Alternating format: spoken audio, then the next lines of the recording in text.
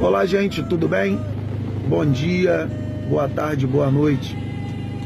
Ekaro, Ekasan, Ekaleu, meu Mojuba, meu Aure, Mutumbá, Colofé, Mucuyu, né? Saravá, benção a todas as denominações, a benção meus mais velhos, meus mais novos. Aqui quem vos fala, Babalorixá Jefferson de Oxóssi, do Ileaxel de Faraibu, Ebeolodé. Vamos lá. Tem um rapaz, respeitosamente eu vou falar rapaz porque ele realmente é um rapaz, né?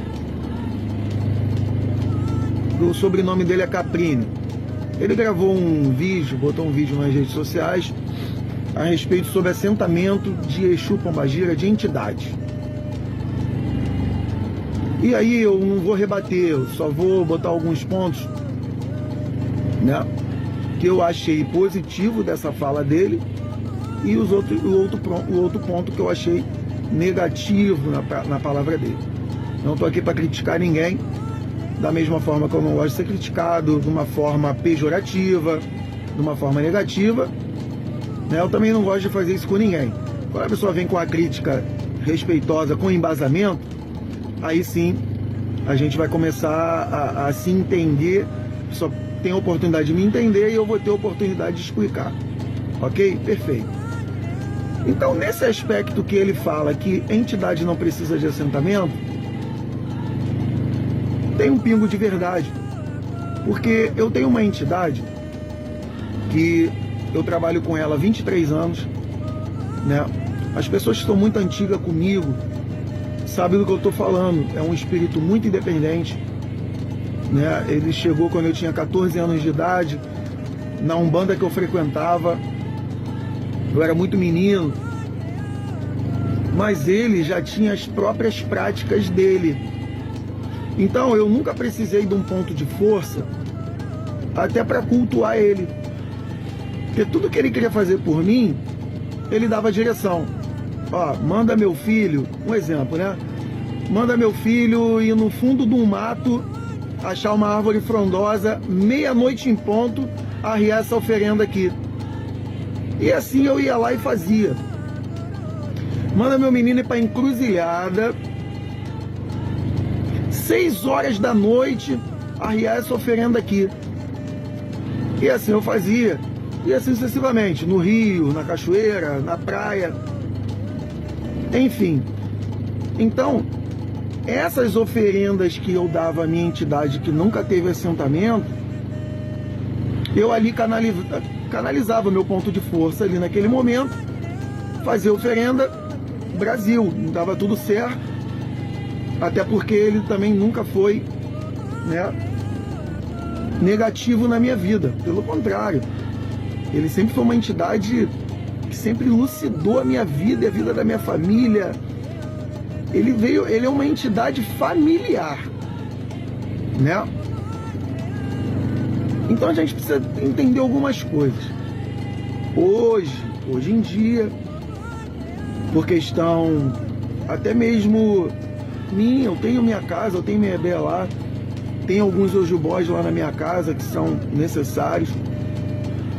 Então hoje, a complexidade dessa entidade me fez começar a estudar Quimbanda, me está fazendo eu estudar Jurema, para mim poder entender essa entidade, isso há 23 anos, né? Não é nada para quem já tem 40, 50 anos de espiritualidade, mas para mim é muita coisa, porque eu sou muito novo também, ainda tenho 37 anos. Tem muita coisa para aprender e muita coisa ainda para compartilhar. Enfim, então da onde eu quero tirar essa história? Da onde eu quero chegar numa conclusão para também não ficar muito longa aqui a conversa? O que eu consegui entender da parte dele é que você não precisa, né, de uma representação, daquela prática material para você cultuar a sua entidade, a sua divindade. Sim e não. Depende muito né, do ponto de vista de cada culto que você participa e de cada axé ou de cada tradição. Esse é um ponto positivo que eu vi que ele falou que realmente acontece na minha vida. Há 23 anos eu não tenho nada, não tenho nada que represente o meu preto velho. Mas hoje eu estou começando já a ver, né, já tá surgindo algumas conversas que hoje ele fala que eu estou preparado para cultuar ele num ponto de força para minha casa e para minha família, porque ele é uma entidade familiar da minha família e meu. Ponto. Beleza? Beleza. Agora a parte negativa do que ele fala. A parte negativa é que ele não pode empurrar por goela dentro, né, a verdade dele, dizendo que todo mundo que tem assentamento de Exu, Pombagira, de qualquer entidade, está errado. Isso eu achei errado. Ele foi infeliz, o senhor Caprini foi infeliz nessa palavra, nessa frase que ele botou. Por quê? Aí ele não tem conhecimento, no meu ponto de vista, ele não teve conhecimento de entender que a Umbanda existe. O que ele está falando praticamente é da Umbanda do Zélio, aquela Umbanda kardecista, a Umbanda cristã que foi aceita pelo homem branco, pela sociedade, né? Porque é um culto lá do paninho branco, da mesa, aquela coisa toda e tal. Beleza? Beleza.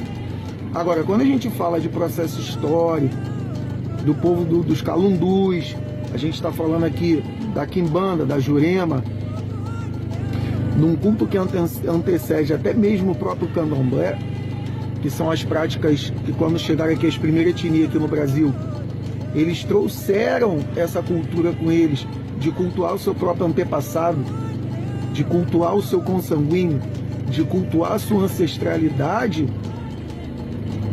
Aí a gente tem que entender que não existe uma Umbanda só, né? Porque essa prática já existe desde os primórdios. Então eu só achei errado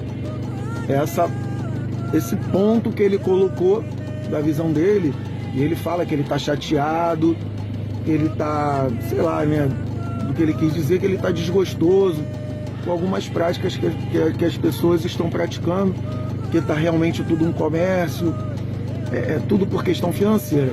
Concordo com ele? Concordo, nesse aspecto. Agora, falar que não existe é totalmente diferente. Eu não posso também engolir a verdade dele, assim como ele também, com tudo que eu falei aqui, ele também não pode nem concordar com nada do que eu estou falando aqui. A gente tem que começar a entender o processo histórico das coisas, de onde surgiu as coisas. Aí, pra gente entender isso, a gente tem que entender de macumba carioca, a gente tem que entender da cabula do Espírito Santo, né, do povo capixaba, né? A gente tem que entender o Congo Angola, a gente tem que entender o Calundu, a gente tem que entender a Jurema, a Quimbanda. Então, isso tudo são práticas, né, que antecedem o candomblé.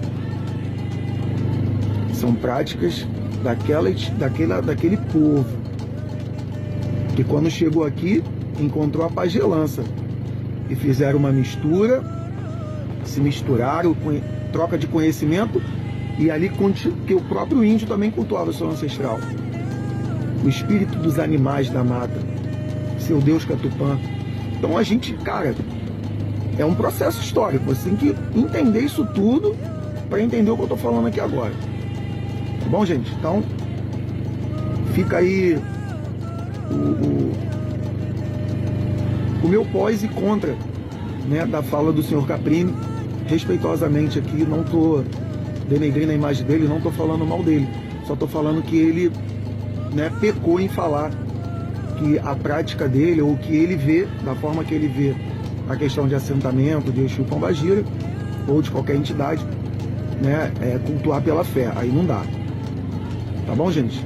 Se o Ibá é a representação física Na verdade, quando você faz um ibá para um orixá ou para uma entidade, não é para o orixá ou não é para a entidade, é para a gente. É para a gente, toda vez que a gente precisar trocar energia, revitalizar a sua vida, você precisa daquele ponto. Porque pelo meu entendimento, nós somos ibá de Olodumare. Eu sou um ibá de Olodumare, assim como você é, como todos nós somos. Nós somos feitos por Obatalá, porém nós temos o Emi. Emi é o espírito que habita dentro de você, é o que te dá movimento aqui na Terra. Então, se Olodumare tem a forma física dele de se representar, de ser representado aqui na Terra, que somos nós, inverte isso. Se você inverter, você vai ter uma forma física que precisa cultuar, né, um ser ancestral, um ser espiritual, que é onde você precisa canalizar para você trocar sua energia com aquele Deus, com aquela divindade, com aquela entidade. Então é muito fácil de entender algumas coisas, porém é complexo a gente querer empurrar por goela dentro o que eu acho certo ou o que o amigo acha certo. Aí não dá. Tá bom, gente? Tenhamos um bom dia, que o Olodumare possa nos abençoar, que Ogum, sabe, possa nos dar movimento aqui na Terra, possa nos dar progresso. Ireu, axé.